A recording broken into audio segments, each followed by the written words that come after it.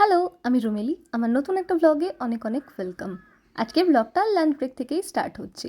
অফিসে লাঞ্চ ব্রেকে বসে বসে মায়ের সাথে কথা বলছিলাম। হঠাৎ চোখ গেল এনার দিকে। আমি যখন শুরুতে অফিসে এসেছিলাম তখন এনার সাথে আমার রোজ দেখা হতো। মাঝে অনেকদিন দেখা হয়নি আমাদের, আজ হঠাৎই ওনার দেখা পেলাম। ওনাকে প্রাণ ভরে আদর করলাম।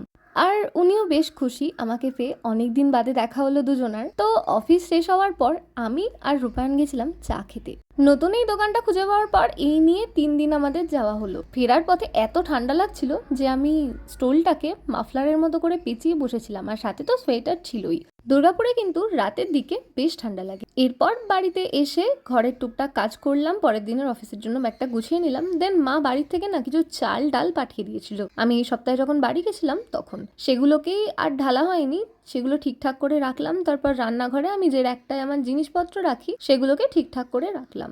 দেন মা সবজিও দিয়ে দিয়েছিল। আমি প্রত্যেক সপ্তাহেই যখন বাড়িতে যাই না, মা আমাকে আলু পেঁয়াজ যা যা সবজি লাগে সেগুলো সব পাঠিয়ে দেয়, তাই আমাকে আর আলাদা করে খুব বেশি কিনতে হয় না। তো সবকিছু গুছিয়ে রাখার পর আমার একটা পার্সেল আসলো ব্লিঙ্কিট থেকে, সেটা আনতে গেছিলাম। দেখলাম ঘন্টু চুটকি ওরা সব খাবার খাচ্ছে, আন্টি খেতে দিয়েছে ওদেরকে। আর ব্লিঙ্কিট থেকে ওই স্যালারি পাওয়ার পর মাসকাবারি টুকটাক যা জিনিসপত্র অর্ডার করতে হয় সেগুলোই অর্ডার করেছিলাম। একটু ডিম, তারপর বিস্কিট, সব শেষ হয়ে গেছিলো সেগুলোই।